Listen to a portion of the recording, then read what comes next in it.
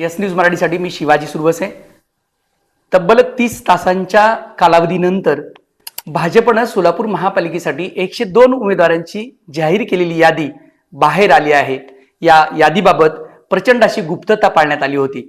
102 उमेदवारांची जी ही यादी आहे त्याचं विश्लेषण करता दैनिक सांचे संपादक अविनाश कुलकर्णी, पद्मशाली समाजाचे अभ्यासक सुरेश फलमारी असे आम्ही बसून या यादीवरती एक विश्लेषण तयार केले आणि ते विश्लेषण आपल्या समोर सादर करतोय.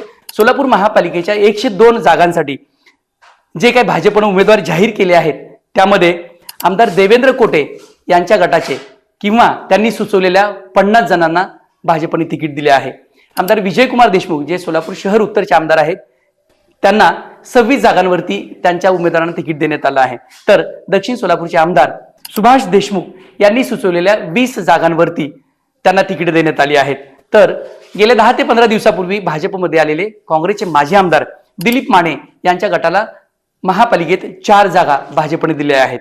एकूणच 102 जागांचा विचार करता आपल्या असं लक्षात येईल की तब्बल 62 आयात उमेदवारांना म्हणजे इतर पक्षातून भाजपमध्ये गेल्या महिनाभरापूर्वी गेल्या 15-20 दिवसापूर्वी आलेल्या उमेदवारांना अशा 62 जणांना भाजपने उमेदवारी दिली आहे आणि निष्ठावंत कार्यकर्त्यांना मात्र बाजूला सारलं आहे हे यातून दिसतं. आणि सगळ्यात महत्वाचं म्हणजे या सर्व यादीचा विचार करता पद्मशाली समाजाचे तब्बल 19 उमेदवार भाजपने उभे केले आहेत. लिंगायत समाजाला पद्मशाली समाजापाठोपाठ स्थान देत 15 ठिकाणी लिंगायत समाजाला उमेदवारी दिली आहे. मराठा समाजाला 14 ठिकाणी भाजपने उमेदवारी दिली आहे.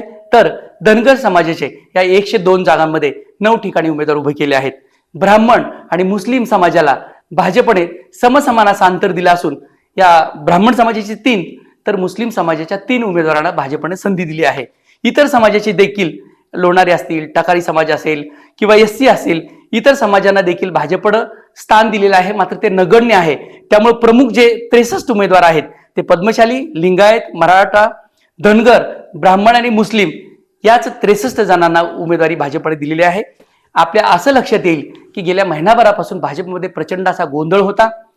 पालकमंत्री जयकुमार गोरे असतील, अक्कलकोटचे आमदार सचिन कल्याण शेट्टी असतील, सोलापूर शहर मध्येचे आमदार देवेंद्र कोटे असतील, शहर उत्तरचे आमदार विजयकुमार देशमुख असतील, तसेच सोलापूर दक्षिणचे आमदार सुभाष देशमुख असतील, यांच्यामध्ये जे काही रुसवे फुगवे याचं जे काही राजकारण सुरू होतं त्यामुळे गेल्या महिनाभरापासून या यादीवरती आणि या तिकिटावरती प्रचंड अशा बैठका झाल्या, रुसवे फुगवे झाले, बैठकातून निघून जाणं झालं, आमदारांनी राजीनामा देण्याची भाषा केली. या सर्व याच्यातून भाजप काय धक्कातंत्र अवलंबणार याची उत्सुकता कालपासून अनेकांना होती आणि आपल्या सगळ्यांना लक्षात आलं असेल की भाजपने खरंच धक्कातंत्र या निवडणुकीमध्ये अवलंबलं. भाजप 102 जागावर स्वबळानं लढत आहे. त्यामुळं इतर पक्षाचे जे तुल्यबळ उमेदवार आहेत अशा 62 उमेदवारांना भाजपने उमेदवारी दिली आहे आणि सोलापूर दक्षिणचे आणि सोलापूर उत्तरचे असे दोन्ही आमदार देशमुख जे ज्येष्ठ नेते आहेत त्यांना डावललं आहे. आमदार विजयकुमार देशमुख यांना अवघ्या 26 जागा मिळाल्या आहेत, तर आमदार सुभाष देशमुख यांना अवघ्या 20 जागा मिळाल्या आहेत.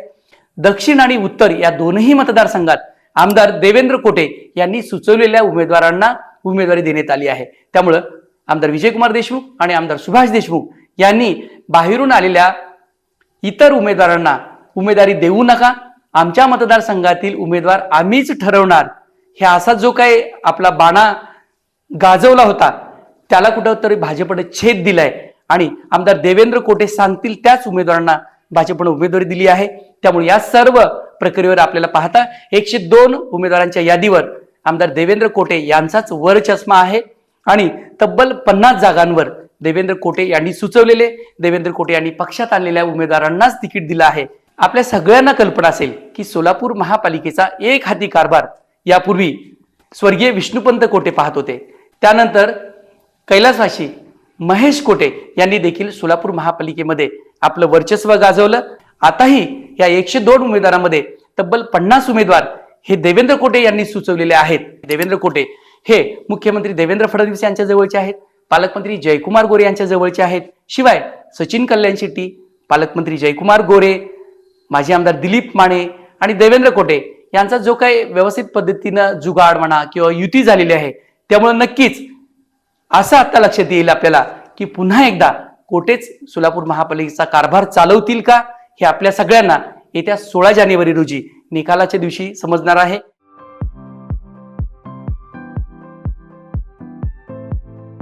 Platinum, the biggest upcoming mall in Solapur. Get ready to shop, dine, explore.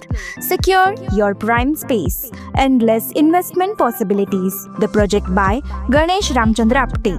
Contact with our investment team 9922628628 and 9607628628. Platinum Mall, Vishnu Mill Compound, Solapur.